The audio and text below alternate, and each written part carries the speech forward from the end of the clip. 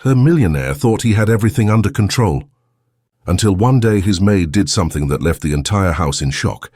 Stay with us until the end, because the twist in this story will blow your mind.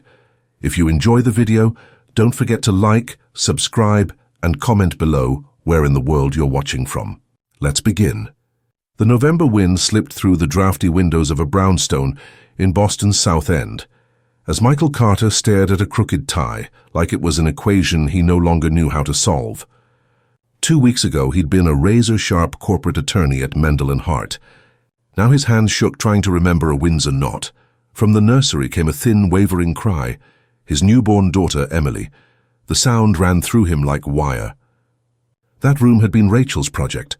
The sage-green walls, the white crib, the mobile of tiny sailboats because she wanted their child to learn the ocean first. Rachel was gone. The sailboat still spun when the heat kicked on.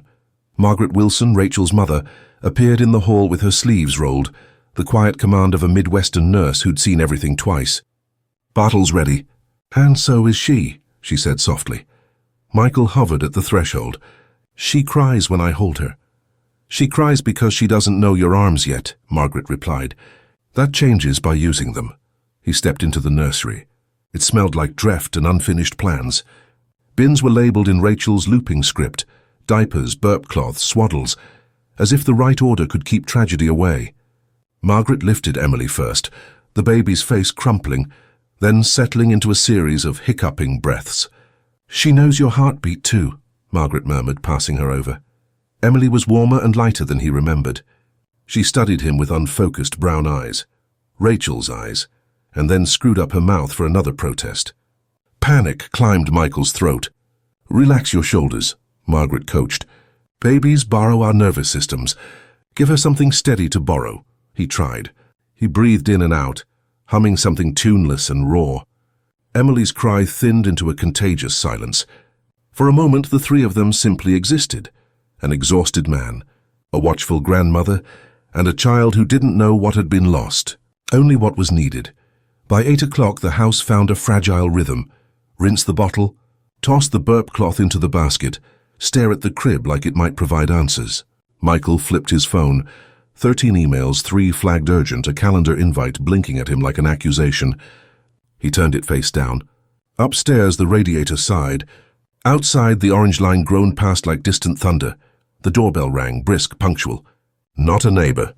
Margaret glanced at him. "You expecting someone?" he asked. "Yes," she said simply, and headed downstairs. At the door stood a woman in her mid-20s with damp shoulders on a wool coat, a messenger bag, and the calm of someone who dealt in small crises for a living. "Mr. Carter?" "Nora Bennett." "I'm here for the 8 o'clock, she said. "The—" "What?" Michael blinked. "The interview.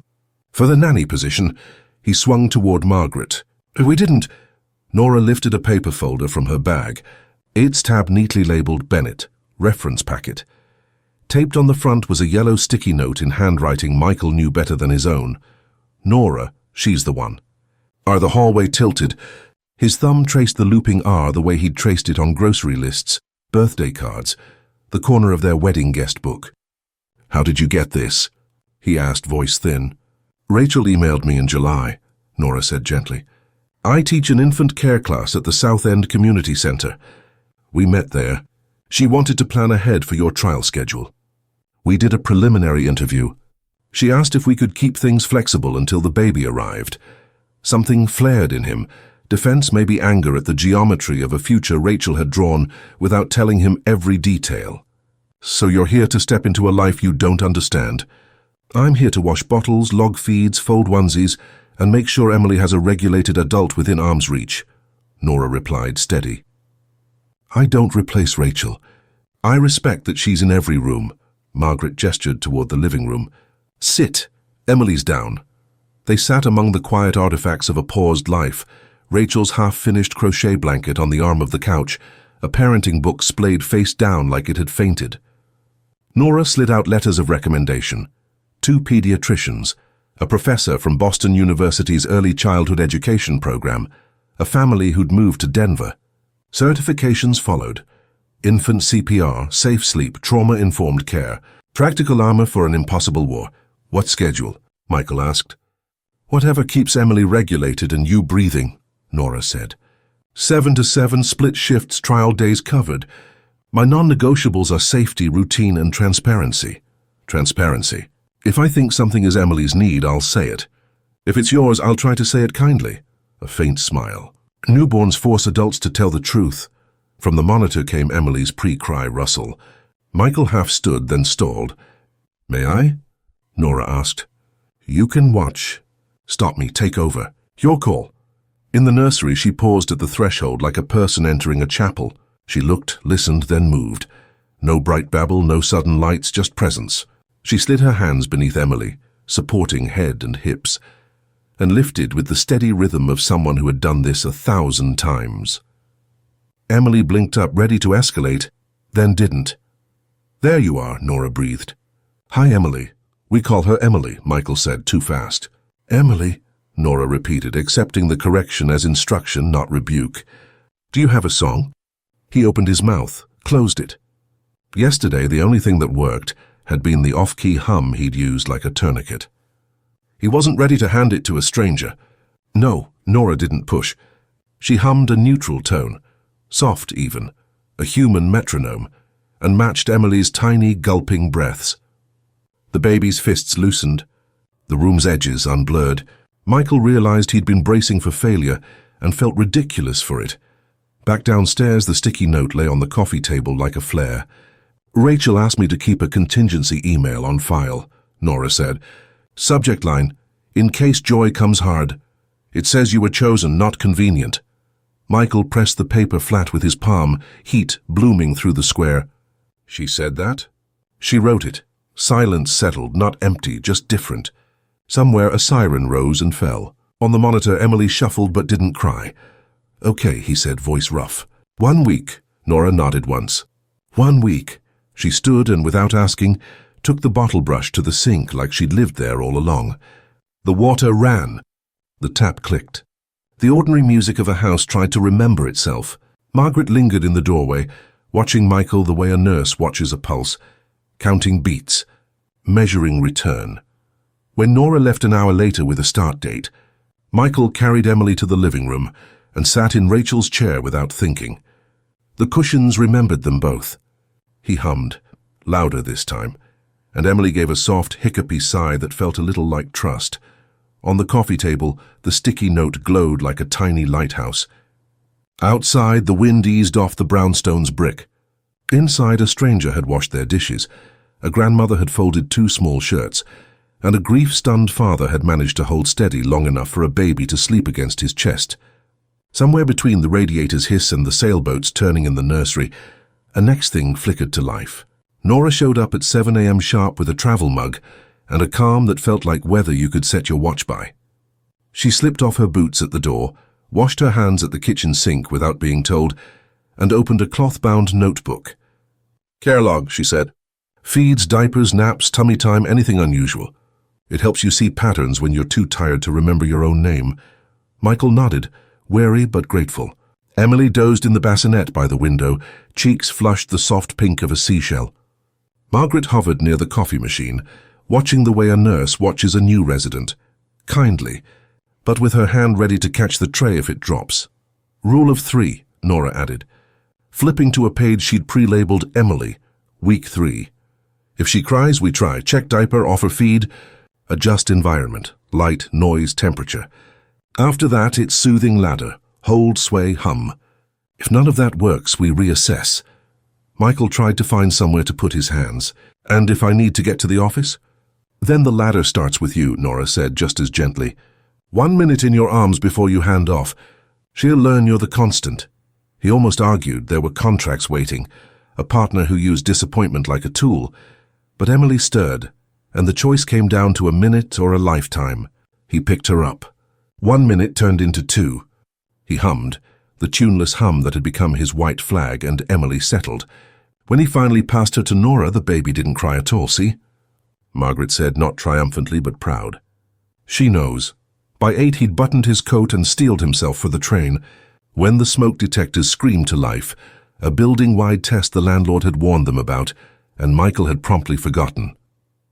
Red lights stuttered along the hallway ceiling. Emily startled awake with a sharp, frightened wail. "I've got the diaper bag," Nora said, already slinging it over her shoulder. "You take Emily. Margaret, grab a blanket." They moved like a practice team down the stairs into a cold drizzle, joining a slow parade of neighbors in pajamas and bathrobes. On the stoop, Mrs. Kaplan from 3B muttered about landlords and their theatre, then peered over her glasses. "Oh my goodness, that face," she crooned at Emily. "Isn't she a little peach?" Emily's cry softened to a confused hiccup. Michael's heart pounded, not from the alarm anymore, but from the small, ridiculous victory of getting his daughter calm in chaos. Nora tucked the blanket around the baby's legs, checking her fingers for warmth like she'd done it 100 times. "Good borrowing," she murmured to Michael. "What? Your nervous system?" She borrowed it, and it was solid. That's the whole game.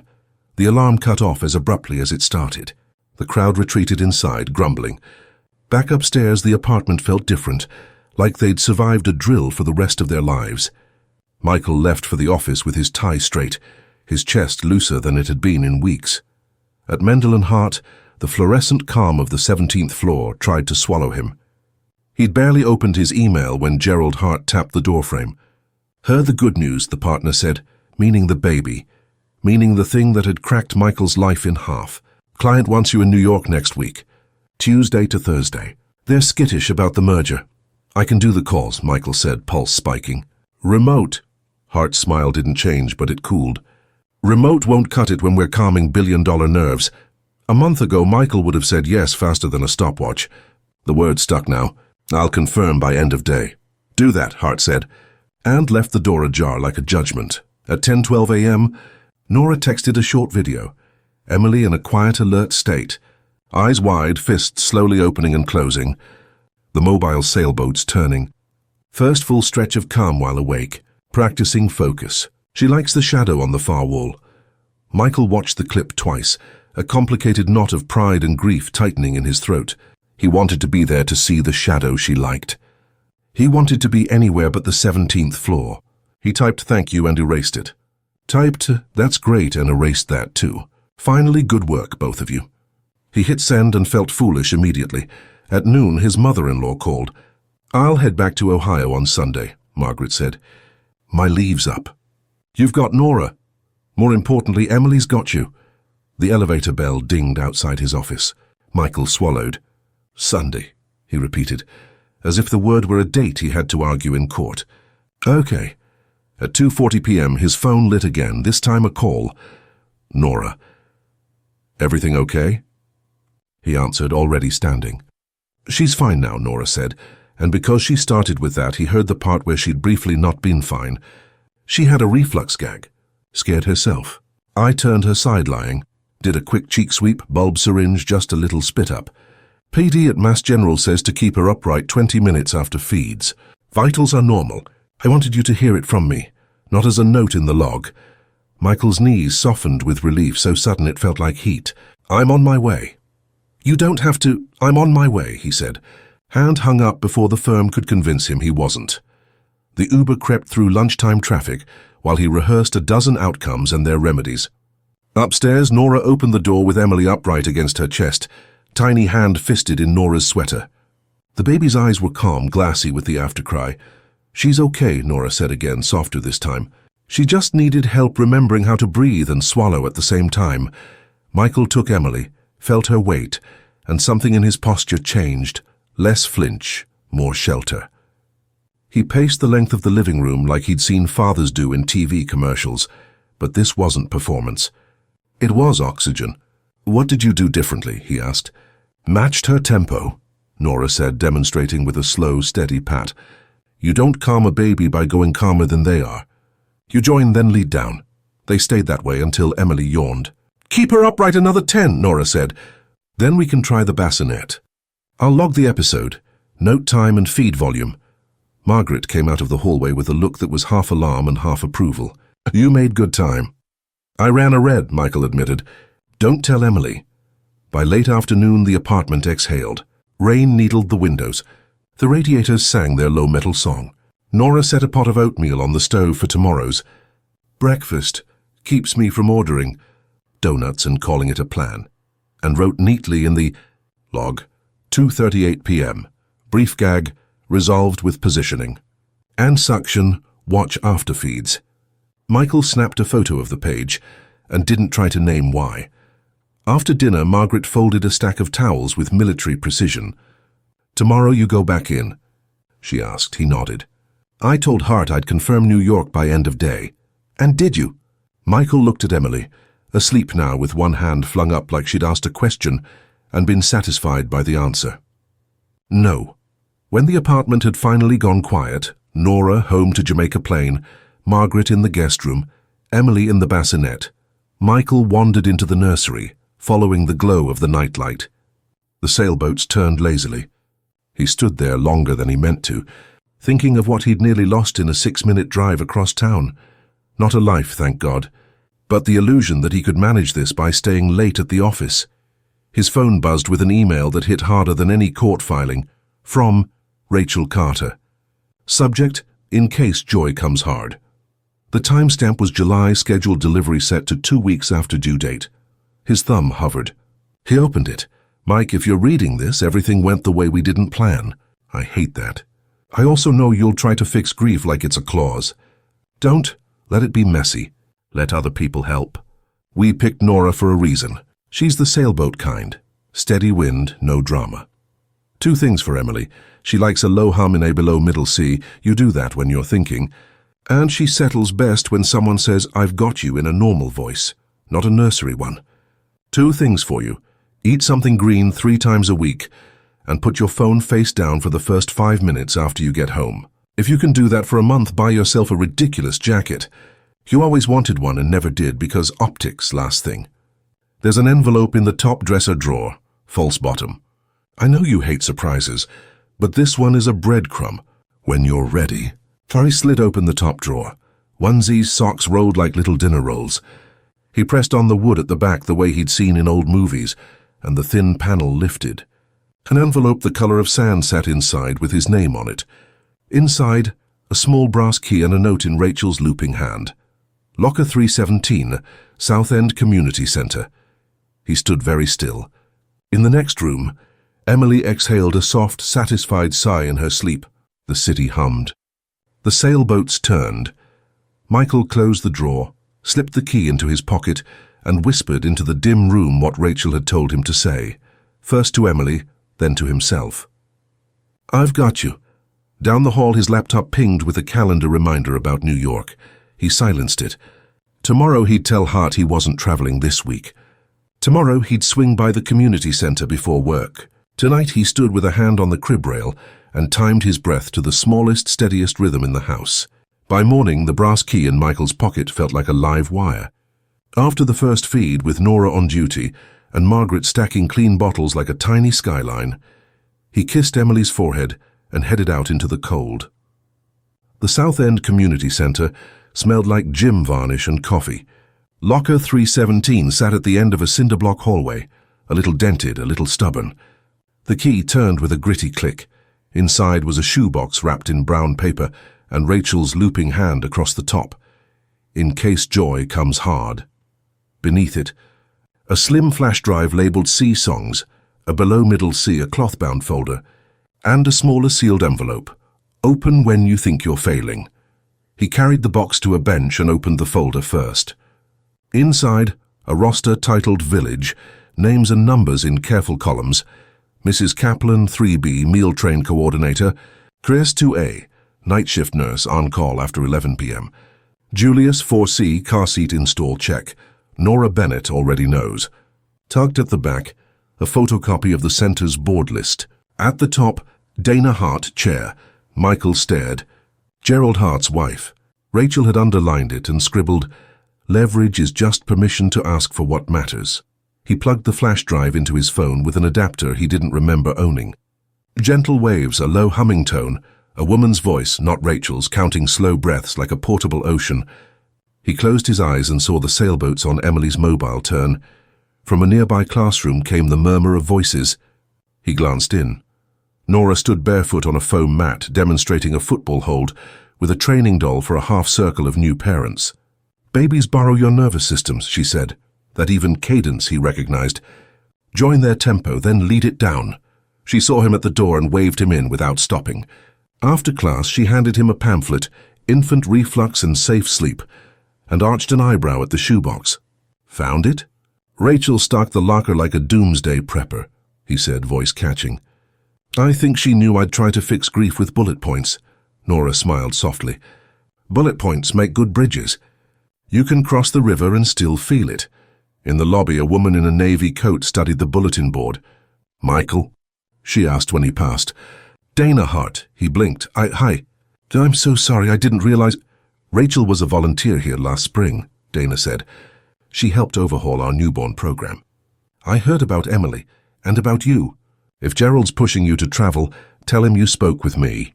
We sponsor a family flex pilot. I forgot. A wry tilt of her mouth said he hadn't, not really. Ask for a split schedule for 60 days. If he balks, copy me. Back home, the day slid into its small rituals. Emily managed 2 long naps. Nora logged feeds in her cloth notebook and taped a Reflux Upright 20 Man post-feed card to the fridge. Margaret finally booked her Sunday flight and hid the printout under a magnet shaped like a lobster. Michael stood a long time at the window with Emily in the carrier, the flash drive playing faint surf from his phone as he hummed the low A he could now find without thinking. At 3:10 p.m., Hart called. About New York. I'm not traveling this week, Michael said before his courage could evaporate. I can cover by video and have local counsel in the room. I'm implementing a short-term flex schedule. Board chair signed off. A thin pause. Dana spoke to you. She did. Another pause, shorter. Fine, don't make me regret it. I won't, Michael said. And for once he believed himself. Near dusk. A fast snow squall rolled in, and the power hiccuped out, heat still on. But the apartment dim and suddenly too quiet. Emily startled into a hard cry. Michael's chest tightened at the old helplessness. Then he caught himself. Light, water, wind, he muttered, remembering Rachel's anchors from the letter. He snapped on a battery lantern. Mrs. Kaplan had insisted one live under every sink, set the flash drive's ocean track to loop, water, and stood by the cracked window for a breath of winter air, wind. He held Emily close and spoke in a normal voice, not the panicked sing-song he'd used that first week. I've got you. The cry broke into hiccups. Nora arrived 10 minutes later with a camping lantern and a thermos. Together they rigged a tent of blankets over the living room coffee table, a small glowing cave. The ocean track throbbed softly. The lantern made gentle lake-water shadows. Emily stared up, calmed by the moving light, the steady hum, the tunnel of safety. Her mouth curved, quick, uncertain, and then again longer. Was that? Michael whispered. Her smile, Nora said, grinning. Very real. Not gas at 4 weeks. Margaret stood at the archway, one hand at her throat. Rachel would have loved this ridiculous fort. Michael laughed, an actual from-the-stomach sound that surprised him. She would have made me color-code the blankets. When the power flicked back, the room felt warmer than the radiators could account for. Nora packed up to leave. Margaret took the guest room early. Michael fed Emily by lantern once more, just because the light made everything gentler, then rocked her in the quiet that follows a storm. Only when the house settled did he remember the smaller envelope from the locker. Open when you think you're failing. He held it a long moment, then slid a thumb under the seal. Mike, if this is open, you're convinced you're doing it wrong. Here's the trick. There isn't one right way, only the way where you stay. Babies don't need perfect. They need present. You were chosen for present action items because you love them. 1, ask Dana for the flex. Yes, that Dana. You owe me 1 impossible ask a year. This is it. 2, put music on when the room feels too quiet. A below middle C, your thinking hum works. C song's drive is yours. 3, tell Emily out loud, I've got you, and then tell yourself. Pretend I said it if it helps. P.S. If Mrs. Kaplan offers a casserole, accept it. If Julius offers to check the car seat again, let him. If Nora tells you to breathe, don't argue that you already are. Do it slower. Reset the letter beside the logbook, both talismans now. In the crib, Emily's fist relaxed. The sailboats turned lazily in the heat's afterbreath. Michael texted Hart a concise schedule proposal and Dana a thank you. He sent Mrs. Kaplan a thumbs up to her baked ZT and Julius a tomorrow morning. Before sleep, he recorded a short memo on his phone. Something Rachel would have appreciated. Day 28, he whispered. Power outage. Blanket fort. First real smile. See Song's work. Flex approved. Not perfect. Present. He slipped the flash drive back into the drawer next to a pacifier and a spare swaddle, touched the brass key in his pocket like a worry stone, and went to stand by the crib. The ocean track rolled on, steady as breath. He set a hand on the rail and matched his inhale to the smallest one in the room. "I've got you," he said again, and this time he knew it was true for both of them. Saturday dawned slate grey and wet, the kind of Boston morning that turned sidewalks into mirrors. Margaret would fly back to Ohio on Sunday. The apartment felt like a countdown. "We'll do a trial run," Nora said, flipping open her cloth notebook. "I'll fade to the background. You and Emily run point." By 8, Michael had Emily in the carrier, her cheek tucked under his chin, the Sea-Songs track playing low from his phone. They practiced the routine diaper, feed, burp upright for 20 minutes, while rain ticked the window. When Emily fussed, he didn't flinch. He matched her tempo, then let it down. Nora watched from the kitchen, scribbling one word on the log, steadier. At 10, they braved the drizzle to the South End Community Center. Nora ran a caregivers and coffee hour, and Michael wanted to try being the dad who showed up. In the multi-purpose room, a half-circle of bleary adults traded stories about colic and laundry. Emily woke, eyes wide, and discovered the fluorescent lights like they were a galaxy. 5 minutes of floor time? Nora asked. Michael crouched on a foam mat, lowering Emily onto her back. She kicked, startled, then found the dangling ring toy and whacked it with wild purpose. "Good work," Nora murmured. "You mean hers," Michael said. "I mean both of you," she said. "Babies borrow us. Today you're lent at a good interest rate." On the way home, his phone buzzed. Gerald Hart. Michael let it go to voicemail, then called back under the awning. "New York wants pre-reads by Tuesday," Hart said. "You'll fly Wednesday." "I'm not flying," Michael answered, heart steady. "Dana approved a 60-day flex. I'll handle coverage and join remotely." A long exhale. "You realize I can give the file to someone hungry?" "You can," Michael said, looking at Emily's tiny hand hooked around the carrier strap. "And I'll build the next one from here." Back upstairs, the morning held. Emily napped. Michael made lunch, eggs and toast, the humble miracle of a hot plate on a cold day. Margaret hovered, pretending not to count down hours. "Promise me you'll sleep when she sleeps at least once a day," she said, wiping an already clean counter. "I'll try," he said. "Don't try," she shot back. "Schedule it like court." At 3:17 p.m., everything pivoted. Emily felt warmer than she had an hour earlier. Michael kissed her forehead and felt heat that didn't belong. The underarm thermometer flashed 100.9 degrees. "She's under 2 months," Nora said, calm but clipped. "Payday protocol. Anything at or above 100.4 gets evaluated today." The next 30 minutes moved on rails. Julius from 4C knocked, keys in hand. "Car seat's already in." "I'll drive." Mrs. Kaplan thrust a paper bag at Michael, bottled water, granola bars, 2 bananas, and a folded note that said, "Breathe slower." At Mass General, triage whisked them back. A nurse took vitals while Nora kept up a low hum near Emily's ear. "Rectal temp 101.1, the nurse said. "We'll start the newborn panel. Labs, swabs, maybe a urine, and depending on labs, possibly a lumbar puncture." "I know that sounds scary. It's standard under 8 weeks." Michael swallowed. "Do it." He signed forms the line next to Mother blank except for the box marked deceased. The pen shook in his hand and then didn't. He signed Father without looking away from Emily. "I'm here," he told her, normal voice. "I've got you." In the procedure room, Nora stood at the head of the table, 2 fingertips lightly on Emily's shoulder, lending steadiness. A young resident missed the vein once. Michael's breath hitched. Nora's did not. "Join, then lead," she whispered, barely moving her mouth. He matched his inhale to Emily's ragged one. The second stick held. Emily screamed fury, not fear. That somehow felt like hope.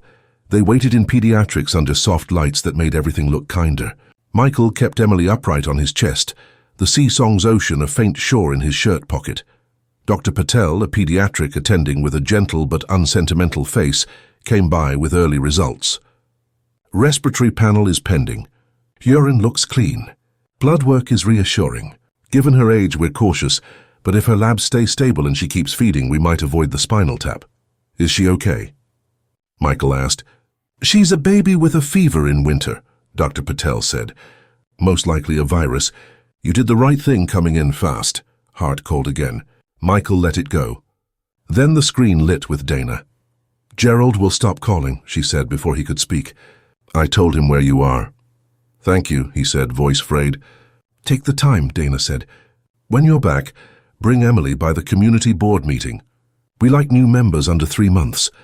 When Dr. Patel left, Nora sank into the vinyl chair opposite, the day's calm finally showing a seam.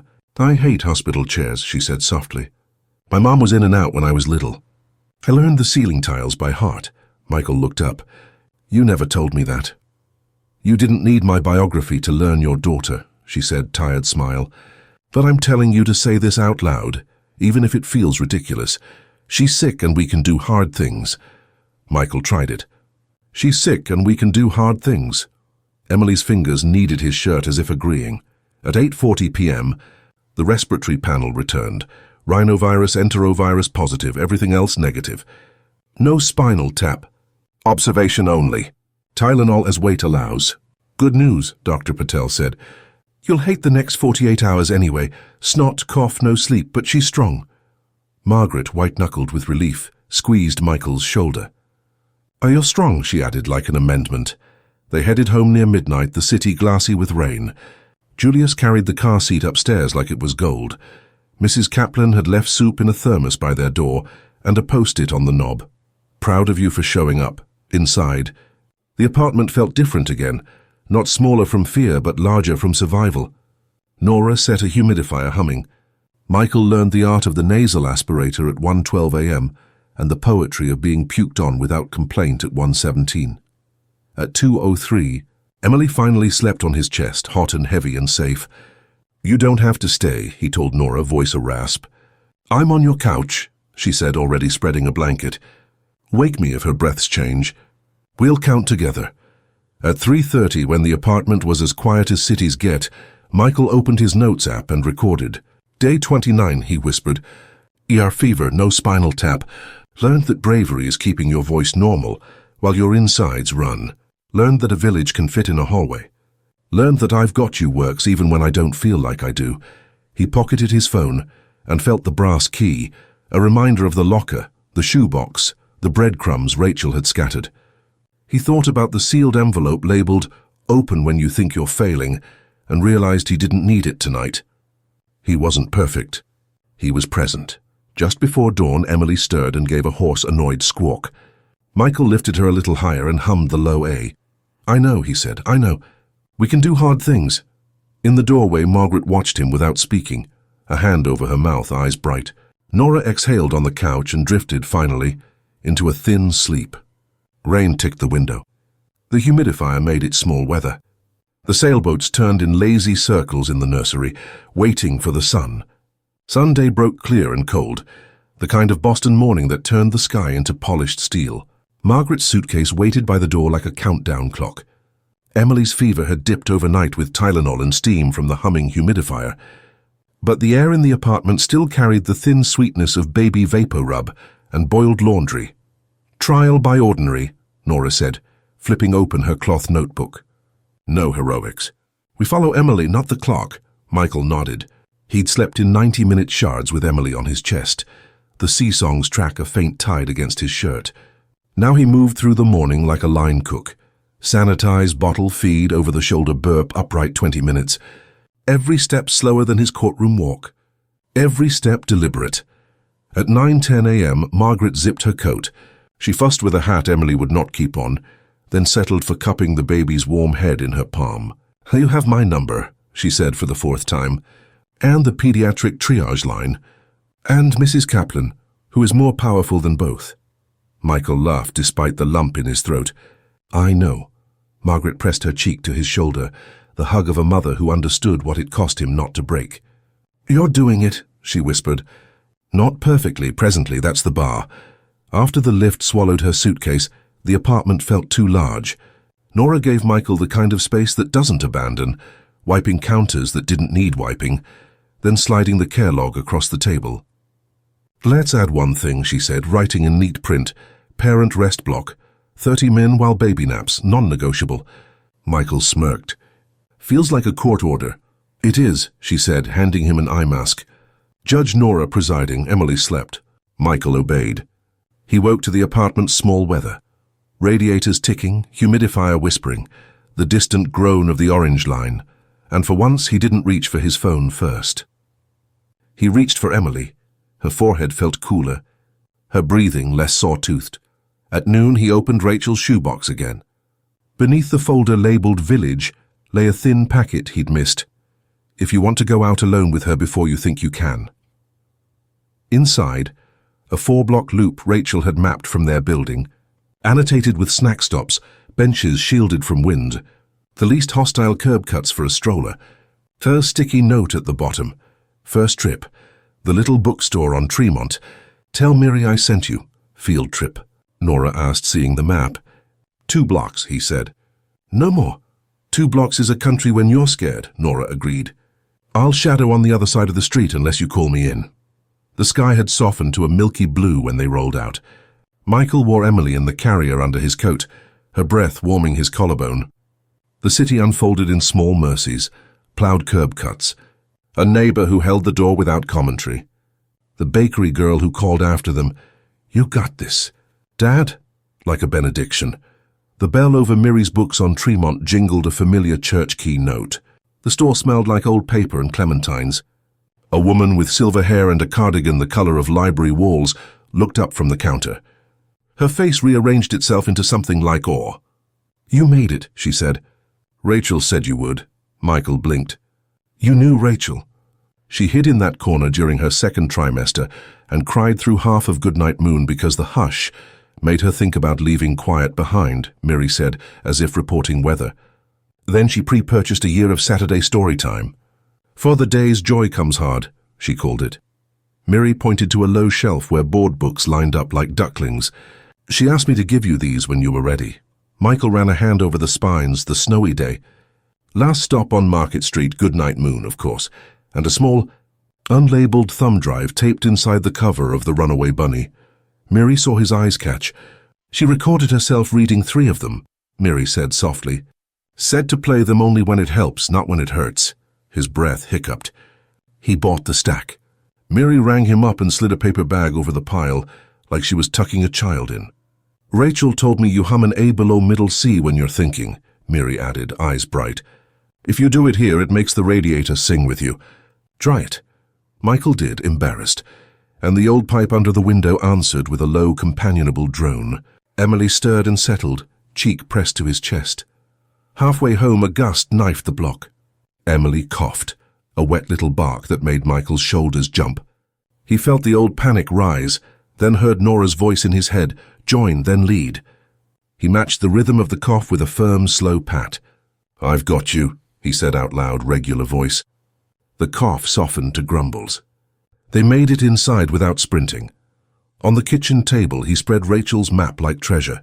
Nora brewed tea, gave him a look that said good borrowing, and went to swap the humidifier tank.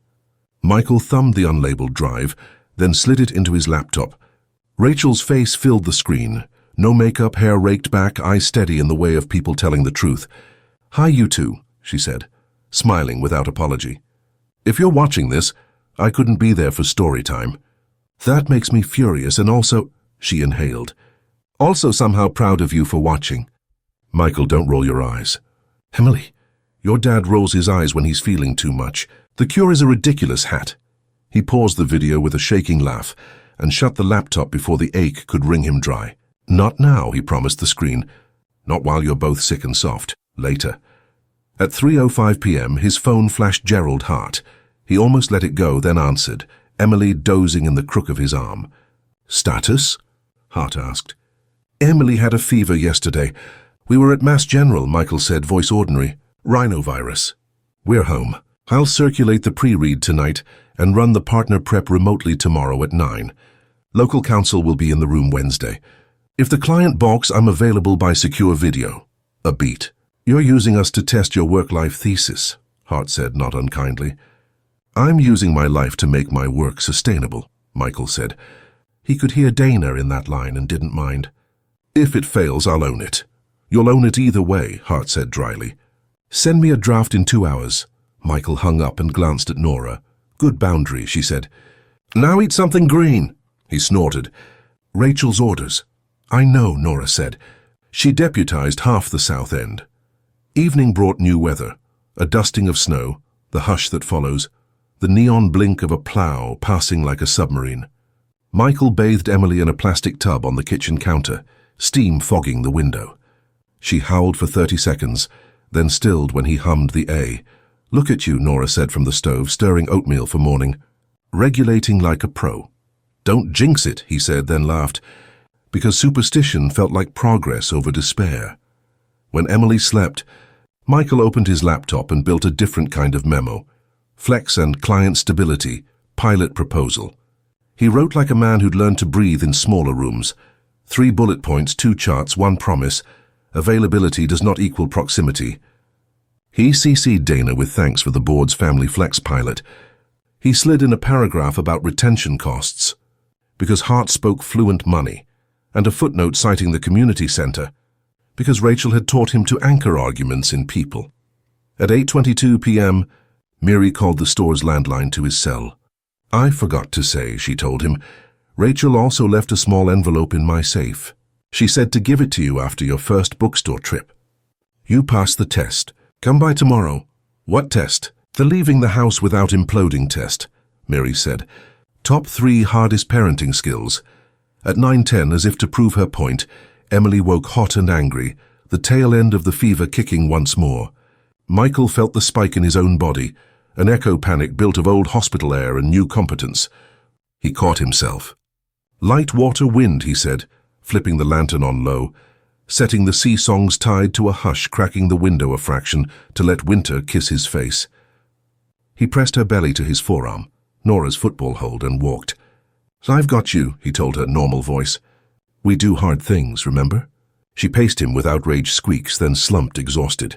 He felt the exact second her body handed its fight to his steadiness and wanted to weep from gratitude. That steadiness was a resource he could grow. Near 10, Dana replied to his memo, approved for pilot. "Proud of you for writing it like a lawyer and a person. PS board meets Thursday. Bring Emily for 5 minutes if she's well enough. We're not above weaponizing cuteness for policy." Nora laughed when he read it aloud. "The woman understands stakeholder management. She's married to Gerald," Michael said. Someone in that house had to. At 10:37, Nora's phone buzzed. She stepped into the hall, voice low. When she came back, her composure had a hairline crack. "My mom," she said. Her labs were off. "It's not an ER, just... I should drive out early in the morning to Worcester to be there for her scan." Michael felt the old instinct to cling, to say, "I can't." Instead, he heard Rachel's July email in his head. "Let other people help. You were chosen for present. Go," he said. "Leave at 6. I'll cover the morning. Text me from the waiting room and I'll text you a video of Emily hating tummy time in solidarity." Nora's shoulders dropped. "Deal. Julius can be on call if you need a ride. I'll set out bottles and label everything like a maniac." "You already do," he said. "Thank you." When the apartment finally went quiet, Michael opened his notes app and recorded. "Day 30, he whispered. First solo field trip. Miri's books. Rachel's voice on a screen I'm not ready for, but I will be. Wrote a memo that might change something beyond this living room. Learned that steadiness is a muscle. It's sore. That's good." He clicked off the phone and stood in the nursery doorway. The sailboats turned in the gentle heat. He thought about the envelope waiting in Miri's safe, about Nora's early train, about Dana's boardroom, about Hart's impatience that was half camouflage for fear of losing rainmakers to their lives. He thought about Rachel's maps tucked under magnets, and Margaret's present is the bar, and Mrs. Kaplan's casseroles that appeared like miracles you could microwave. He set his palm on the crib rail and matched his breath to Emily's. Inhale 2, exhale 3, the body's quiet math. "I've got you," he said to the sleeping room, and then in a voice that surprised him because he meant it, "And I've got me." Thursday crept up like weather you feel in your bones before you see it. Nora slipped out at dawn for Worcester, coffee in one hand, a tote bag labeled like a field kit in the other. "Text me when you arrive," Michael said. "I will." "You text me when Emily gives you the look," she said, tapping 2 fingers under her eye. "You'll know it when you see it." At 6:45 a.m., it was just Michael and Emily. The humidifier made it small weather. The radiators clicked like old clocks. He set the kettle, warmed the bottle, whispered the steps aloud. Not to prove he remembered, but because the words steadied him. "Diaper feed upright 20 minutes," he said, then added the piece that mattered more than any of it. "I've got you." Emily drank with the fierce concentration of someone who hadn't yet learned to multitask. Halfway through, she popped off and fixed him with an expression so serious he almost laughed. The look, he knew it immediately. He felt absurdly, like he'd been handed a password to a room where only the two of them belonged. At 9, he ran the partner prep remote from the dining table. Gerald Hart dialed in with 2 associates and the client GC. Michael was crisp without being brittle, the way Nora taught him to be with a fussy baby. Join, then lead. "Coverage is set for the room," he said. "I'll be on secure video the whole time. If council needs me to step in live, I'm 15 minutes away." The GC nodded. "Fine by me." Hart's mouth thinned, then flattened into a line that might someday learn to be a smile. "Don't make me regret this." "Noted," Michael said, and meant it without surrendering himself to it. At 11, he bundled Emily into the carrier and headed to Miri's books to collect the mysterious envelope. The bell over the door chimed, and Miri looked up from a stack of returns with the particular welcome of someone who has watched whole neighborhoods grow up at her counter. "You came back," she said, sliding a small linen envelope from the drawer. "Rachel labeled this, 'For the day the bookstore feels normal again.' That a fair description?" "Close," he said. "More like the day it felt possible." Inside were 3 things: a laminated card, Boston Children's Room membership, family story time, prepaid 52 weeks, with Carter calligraphed across it, a postcard with a map of Boston Harbor, a bright arrow pointing to the community boating dock, and a letter in Rachel's looping hand. "Mike, if you're holding this, you went to the bookstore and didn't implode. Proud of you. Here are my 2 ridiculous gifts. 1, Saturday Storytime, prepaid. For every week you can drag yourself and our kid there. Sit on the floor even if your knees complain. 2, a pass to the community boating program that does baby-safe harbor rides when it's warm. You told me once that joy comes easier on the water. I'm forcing your hand. Also, if you meet a woman named Dana there, don't be weird. She's good weird. Listen to her. P.S. The envelope in your dresser? You found the key, right? There's more. Ask Miri for the black flash drive if the green one stops helping and starts hurting. It's me reading Goodnight Moon twice. Once calm, once the way I'd read it when I'm laughing too hard. Use whichever you need." He swallowed the ache and thanked Miri. On the way out, he hummed the low-A Rachel's joke about the pipe, and the radiator answered with that companionable drone. Emily's face shifted in the carrier, serious then soft. The look again. They walked home in a pocket of January sun. At 2, Nora texted from Worcester. "Scan done. Not emergent. Watching a thing that might be nothing. I'll head back late tonight. Bring me a hospital vending machine Snickers," Michael typed. "We'll trade for a video of Emily discovering her eyebrows." 3 seconds later, he sent a clip of Emily frowning at the camera as if suspicious of the concept of eyebrows. Nora sent a string of punctuation that read like laughter. At 4, Dana called. "Board at 6, she said. "Bring Emily if she's up for a cameo. We'll vote the Flex pilot, and a little grant Rachel helped write for the infant program." Michael paused in the doorway of the nursery, looking at the sailboats. "Rachel wrote a grant?" "She started it with me last spring," Dana said. "We've been finishing it in pieces. We're naming the parent coaching fund after her if you're comfortable with that." He steadied the phone. "I am." At 6 sharp, the South End Community Center multi-purpose room looked like a town hall, and a bake sale had agreed to share a table, coffee urns, a plate of brownies with a post-it that said nut-free, calm will return, a semicircle of chairs. Board members tapped tablets. One toddler, clearly unsanctioned, toddled. Dana called the meeting to order with a rap of a wooden spoon on a clipboard. "First," she said, "consideration of a family flex partnership with local employers. Pilot to be named the Rachel Carter policy if the family agrees." She glanced at Michael. He nodded, throat tight.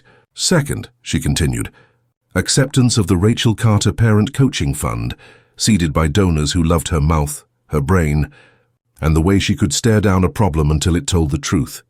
People laughed in that way that keeps sadness from drowning a room. Third, public comment. Michael shifted Emily from carrier to arms as Dana gestured to him. He expected to talk like a lawyer and heard himself talk like someone who had been taught to breathe. "I thought my job was to keep grief from touching the work," he said. "Turns out my job is to let the work bend toward the life I actually have. A lot of us are trying to do that without breaking." Rachel knew I'd need help. She left me a map. "This place is on every page." He didn't speak long. He didn't need to.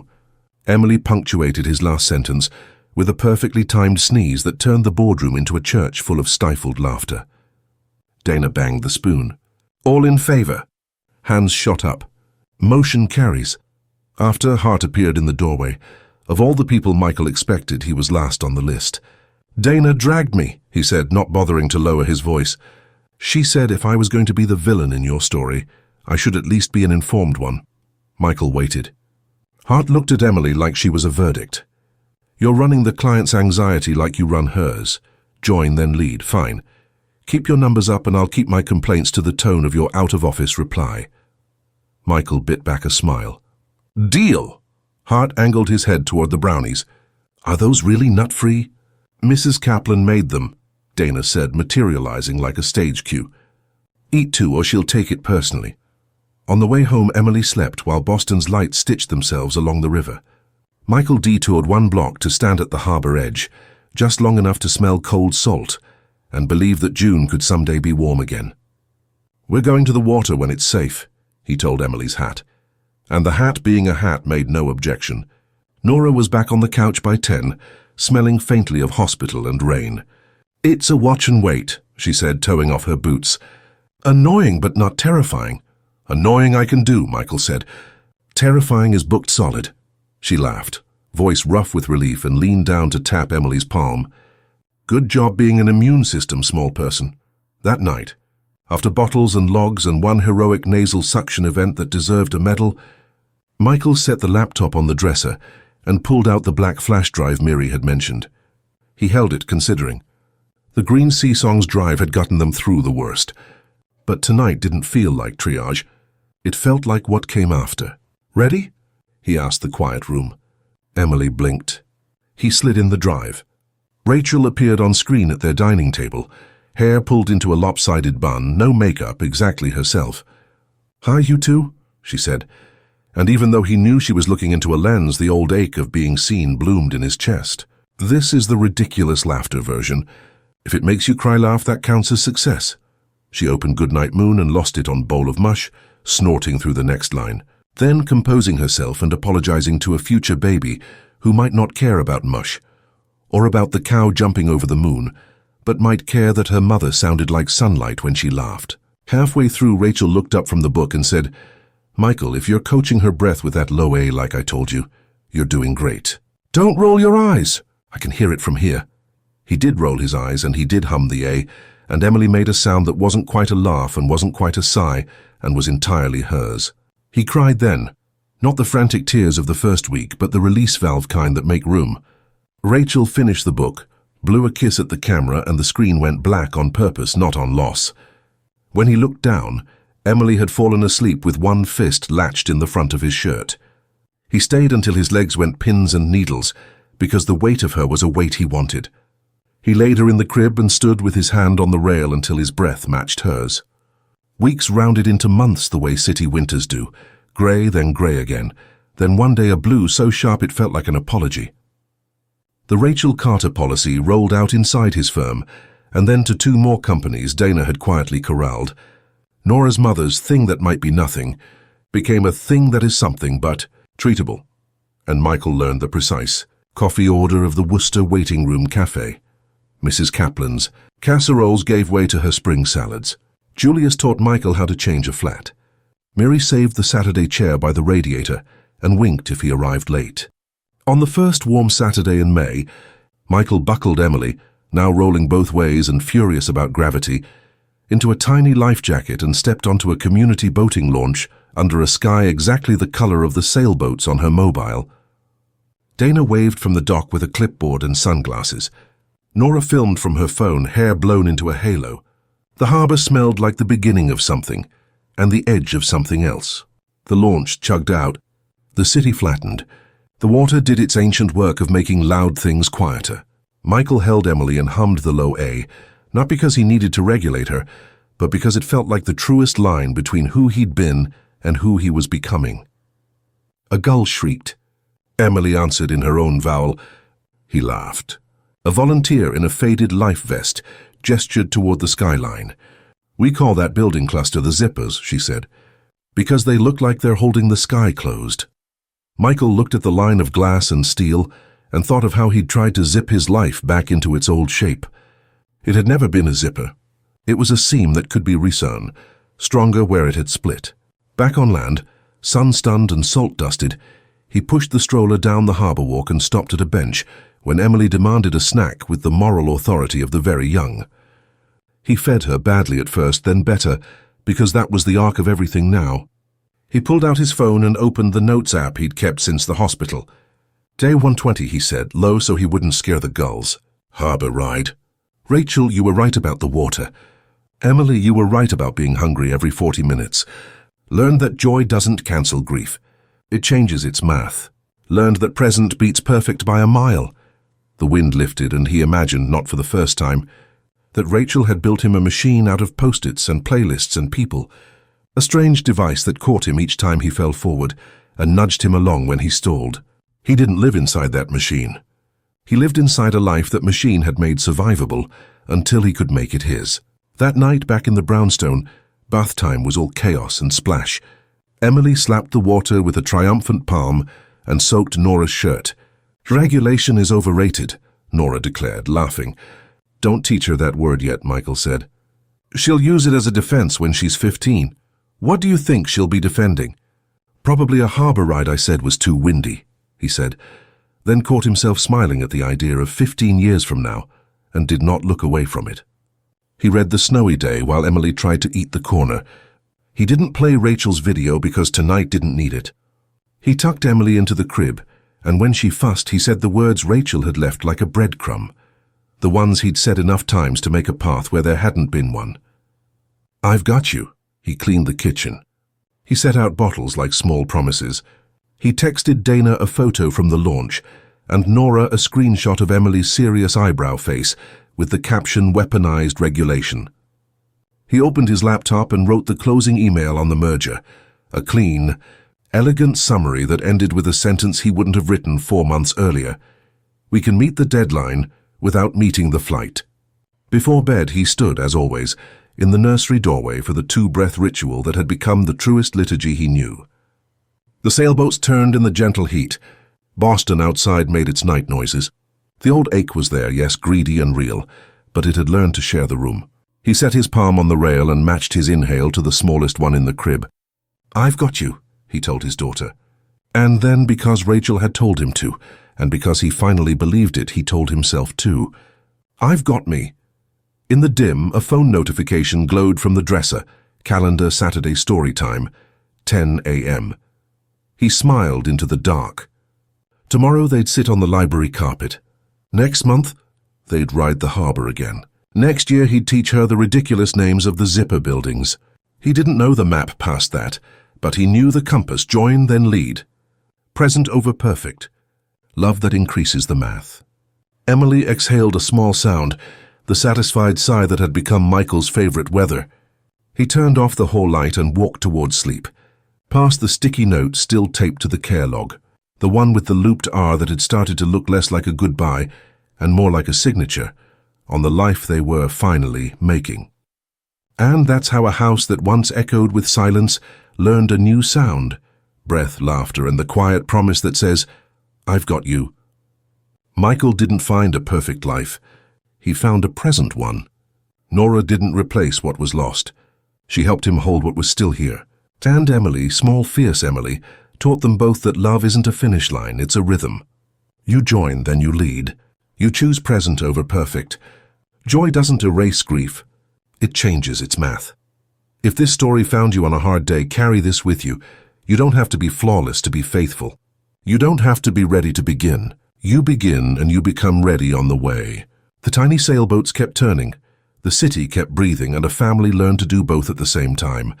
Now we'd love to hear from you. Tap like if this touched your heart. Subscribe for more true-to-life stories with surprising twists, and tell us in the comments where in the world you're watching from, your city and your country.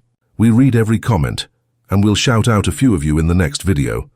Coming up next, an act of unexpected kindness, a risk that might cost everything, and a choice that changes more than one life. You won't see the twist coming. Wherever you are tonight, Boston or Dhaka, Manila or Madrid, if the room feels too quiet, put a hand on the moment and breathe with it. Say the bravest simple words, "I've got you." Sometimes that's enough.